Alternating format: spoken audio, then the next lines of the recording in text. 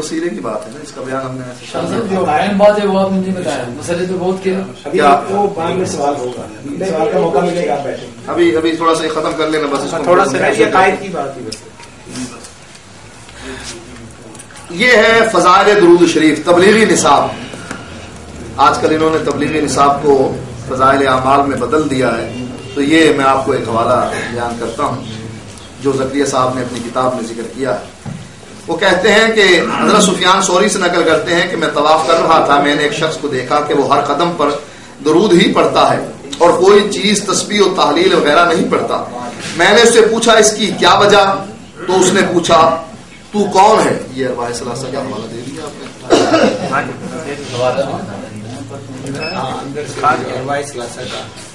حقائق اولیاء. تو ہر قدم پر درود ہی پڑھتا ہے اور کوئی چیز تسبیح و تحلیل وغیرہ نہیں پڑھتا. میں نے اس سے پوچھا اس کی کیا وجہ، تو اس نے پوچھا تو کون ہے. میں نے کہا میں سفیان ثوری ہوں. اس نے کہا اگر تو اپنے زمانے کا یکتا نہ ہوتا اور میں نہ بتاتا اور اپنا راز نہ کھولتا. پھر اس نے کہا میں اور میرے والد حج کو جا رہے تھے، ایک جگہ پہنچ کر میرا باپ بیمار ہو گیا. میں علاج کا اہتمام کرتا رہا، ایک دم ان کا انتقال ہو گیا اور منہ کالا ہو گیا.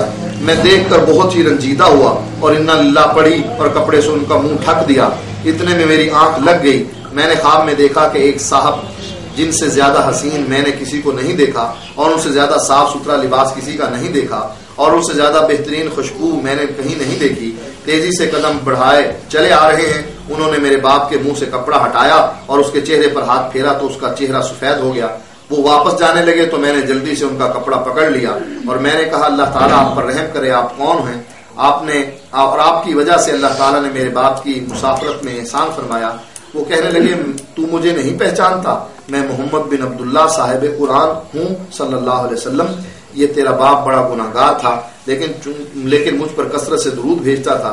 جس پر یہ مصیبت نازل ہوئی تو اس کی فریاد کو پہنچا اور میں ہر اس شخص کی فریاد کو پہنچتا ہوں جو مجھ پر کثرت سے درود پڑتا. اللہ کے نبی فریادیں پوری کرنے والے اللہ تعالیٰ نہیں ہیں، خود ہی مدینے سے تشریف لے آتے ہیں. یہ تو ایک واقعہ ہے، اس سے ایک بڑا واقعہ بھی اس میں موجود ہے کہ بادل میں تشریف لے کر آتے ہیں. یہاں تو اس کے باپ کے منہ پر ہاتھ پھیرا، وہاں ماں کے منہ اور پیٹ پر ہاتھ پھیرتے ہیں. تو یہ لوگ ہیں جو ان کے عقائد ہیں جو ہم نے بیان کیے ہیں. تو میرے خیال میں آج کے لیے اتنا ہی کافی ہے. اگر پھر انہوں نے ہم سے کبھی گفتگو کرنے کا کہا تو انشاءاللہ ہم ان کے باقی عقائد بھی جو ان کی کتابوں میں موجود ہیں ہم انشاءاللہ وہ بیان کریں گے، جس میں ان کے وہ عقیدے کفریہ شرکیہ جو ہیں وہ بھی بیان کر دیں گے. اس میں ایک آدھ چیز جو ہے وہ بھی میں تھوڑی سی بیان کر دیتا ہوں کہ عقیدہ وحدت الوجود میں ایک اور شعر ہے جو یہ کہتے ہیں عشق معشوق عاشق ایک کہہ کر سر وحدت سمجھا دیا کس نے.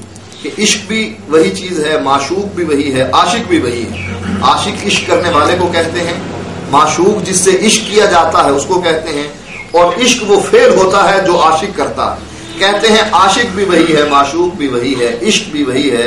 یہ جو وحدت الوجود کا جو عقیدہ ہے جو ہمیں سمجھ نہیں آ رہا، ان سب کو ایک کہہ کر ہمیں یہ عقیدہ سمجھ آ گیا. یہ ہے صفحہ نمبر 215 پر، اور اسی طرح صفحہ نمبر 205 پر بھی آخری شعر جو ان کا غزل ہے اس کا آخری شعر میں پڑھ دیتا ہوں، جس میں وہ یہ کہتے ہیں ہو آستانہ آپ کا امداد کی جبیں اور اس سے زیادہ کچھ نہیں درکار یا رسول اللہ. کہتے ہیں اللہ کے رسول آپ کا در ہو اور سجدے کون کر رہا ہو؟ امداد اللہ مہاجر مکی.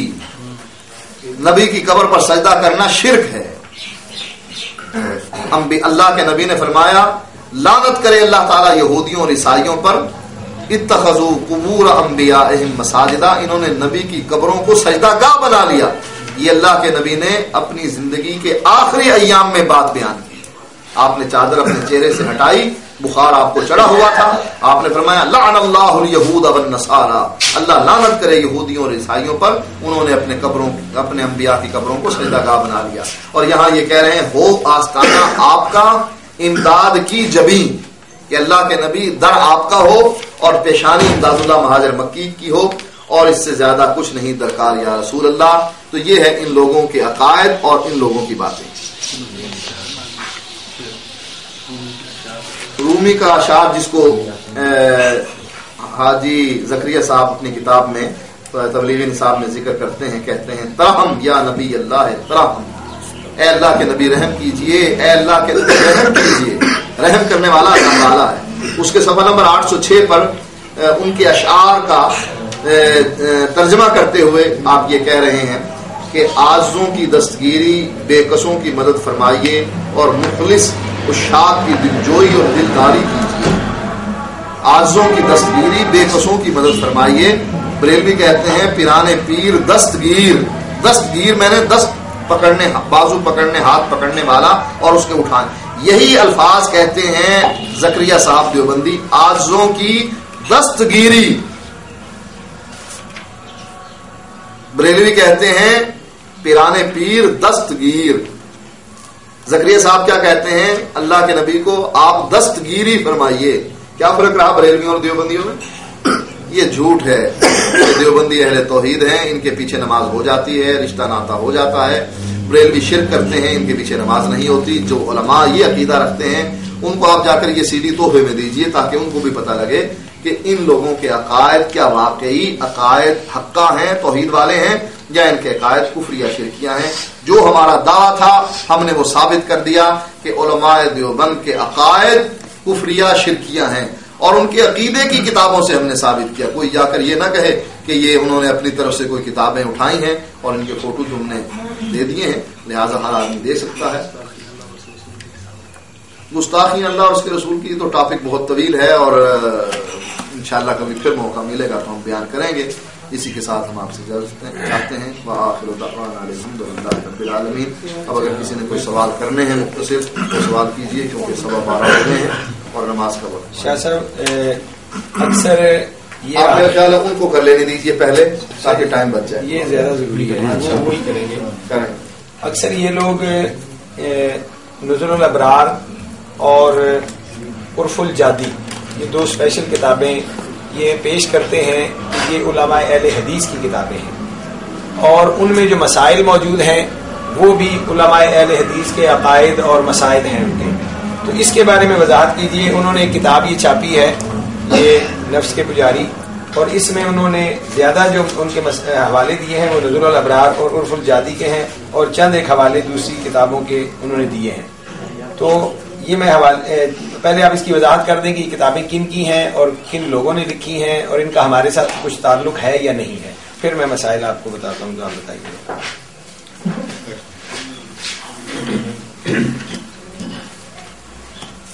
اصل میں یہ لوگ چاہتے ہیں کہ تالاب میں سب ننگے ہو جائیں۔ جب سب ننگے ہو جائیں گے پھر ایک دوسرے کو کیا برا کہیں گے؟ تالاب میں سب ننگے ہیں تو ایک دوسرے کو کیا کہیں گے کہ ہم بھی ننگے ہیں، تم بھی ننگے ہو، سب ننگے ہیں۔ بعض لوگ ایک بستی سے آ رہے تھے، ان کی ناکیں ٹھیک تھیں، اور جس بستی کی طرف وہ جا رہے تھے ان کے ناک کٹے ہوئے تھے۔ اب جب یہ لوگ قریب آنے لگے تو جن کے ناک کٹے ہوئے تھے انہوں نے سوچا کہ یہ تو ہمارا مذاق اڑائیں گے، کیوں نہ ہم ہی ان کا مذاق اڑانے لگ جائیں۔ جب وہ قریب پہنچے کہنے لگے وہ نکو آ گئے، نکو آ گئے، نکو آ گئے، یعنی جن کے ناک ہیں وہ آ گئے۔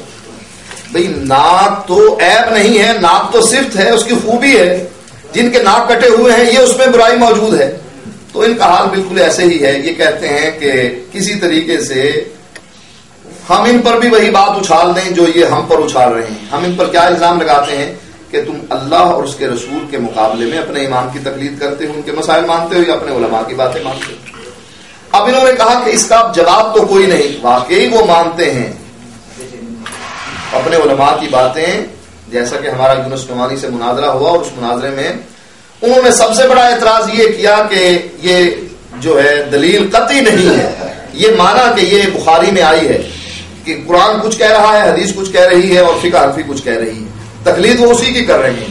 جیسا کہ اس میں ایک حوالہ بھی موجود تھا کہ سورۃ فاتحہ کو پیشاب سے بھی لکھا جا سکتا ہے۔ اگر کسی کو پتا ہو کہ اس میں شفا ہے اور اس کی نفسیر بہ رہی ہو تو اپنے خون اور اپنے پیشاب سے سورۃ فاتحہ کو پیشانی پر لکھ دو، تو اس میں جو ہے وہ وَهُوَ الْفَتْوَى، فتویٰ ہمارا اسی پر ہے۔ مفتہ میں یہ قول ہے کہ اس پر فتویٰ بھی وہ دے رہے ہیں۔ تو یہ لوگ اس بات کو تو پہچانتے ہیں کہ قرآن اور حدیث ہمارے مسائل کو ثابت نہیں کرتی، بلکہ قرآن حدیث میں کچھ ہے اور ہمارے مسائل کچھ ہیں، لہذا انہوں نے زیادہ سے زیادہ زور یہ لگایا ہے کہ چلو اہل حدیثوں کو بھی یہ کہو کہ اہل حدیثوں تم بھی ہمارے طرح ننگے ہو، اس تالاب میں ہم سب ننگے ہیں. کیوں کہ تمہاری کتابوں میں بھی یہی کچھ لکھا ہوا ہے. پہلی بات یہ ہے ہمارا عقیدہ کیا ہے کہ اللہ اور اس کے رسول کے مقابلے میں ہم کسی کی بات ماننے کے لیے تیار نہیں ہیں. اگر کسی کی بات اللہ اور اس کے رسول سے ٹکرا جائے گی ہم اس کی بات کو رد کر دیں گے، اس کی بات کو تسلیم نہیں کریں گے. یہ ہمارا عقیدہ ہے اور یہ عقیدہ ہم تقریباً ہر جمعے بیان کرتے ہیں. یہ واضح ہے، کوئی یہ چھپی ہوئی بات نہیں ہے کہ کوئی آدمی یہ سمجھے کہ شاید یہ چھپائی ہوئی بات ہے جو آج واضح کر رہے ہیں. یہ عقیدہ تمام لوگوں نے ہماری تقریر اور ہمارے دروس کو سنا. اب محمود الحسن ہو، یہ اپنا وحید الزمان صاحب ہو، نواب صدیق الحسن خان ہو یا کوئی اور ہو، اگر کوئی ایسی بات لکھتا ہے جو قرآن اور حدیث سے ٹکراتی ہے ہم اس کو ماننے کے لیے تیار نہیں. وحید الزمان کے جو زیادہ یہ حوالے پیش کرتے ہیں، حیات وحید زمان میں یہ بات موجود ہے کہ جب وحید الزمان اصل میں پہلے شیعہ تھا، ان کا بھائی اہل حدیث تھا، انہوں نے وحید الزمان کو اس طرف لگا دیا کہ تو ترجمے کیا کر.